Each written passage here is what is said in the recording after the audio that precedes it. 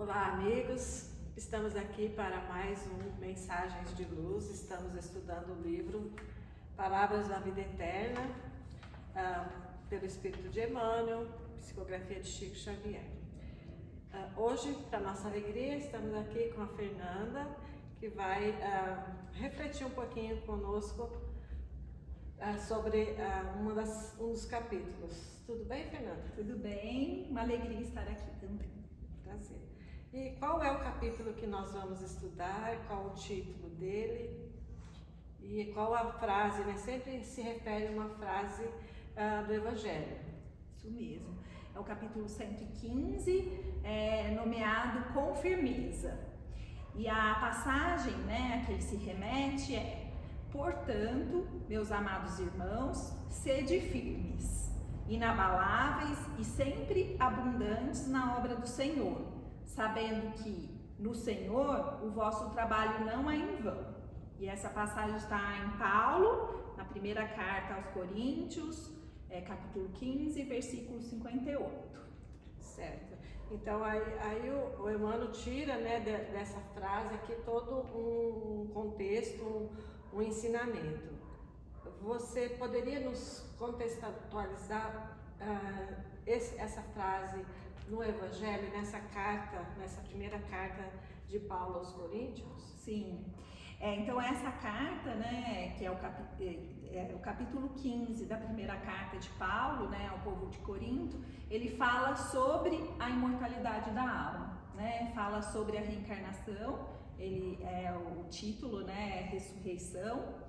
E então ele fala em vários momentos ali, ele deixa claro isso, né? Eu até destaquei alguns que não estão aqui no livro, mas que eu acho que reforçam isso, né? Então, numa primeira ele diz assim: se esperamos em Cristo tão somente nesta vida, somos os mais miseráveis dos homens.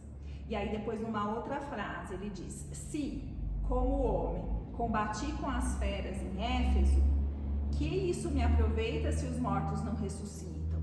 Comamos e bebemos, porque amanhã morreremos. Então aqui ele, né, reforça essa questão, realmente, né, a morte, né, não é o fim de tudo, né?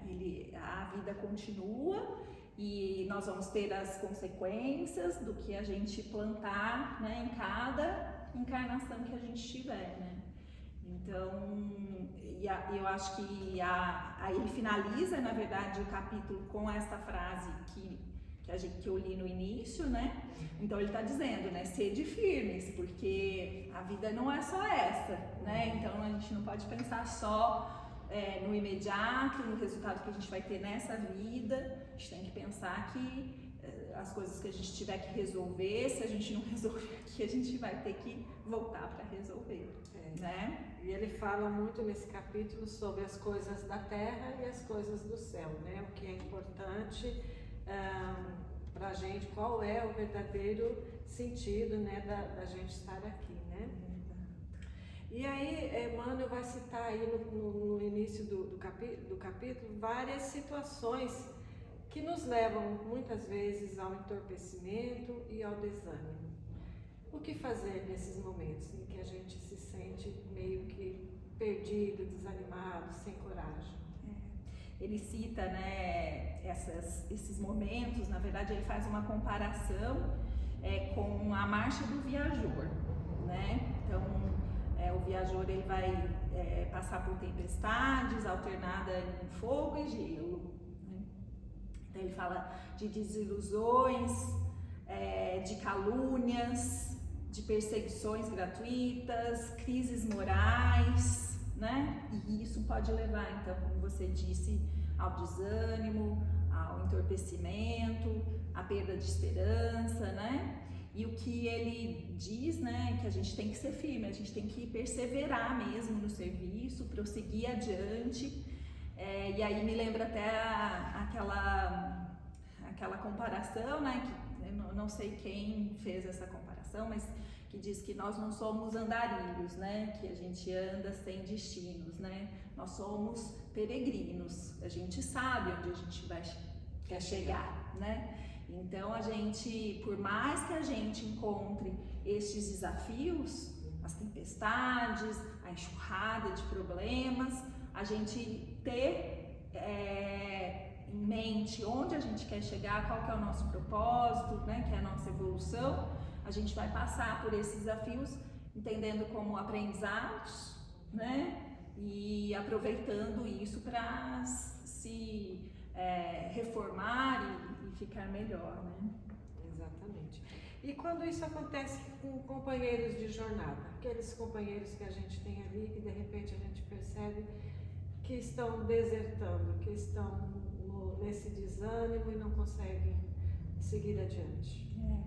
Ele diz, né, que esses companheiros, aqueles que abandonam, né, as boas obras, aqueles que exterminam esses votos edificantes, mais tarde eles retornarão, né? Vão ter que retomar o serviço bem no ponto em que eles desistiram, né? Então, acho que fica aqui a lição para a gente de que nessa jornada a gente vai ter irmãos com tempos diferentes, né? Nessa caminhada, e que a gente sempre, claro, ajudar, né? Dar a mão para poder auxiliar o irmão, mas que se por acaso, né, a escolha dele for de desistir nesse momento, de não ir por esse caminho, em algum momento depois ele vai voltar, né? Que todos, pela misericórdia de Deus, todos têm uma outra oportunidade, uma outra chance sempre,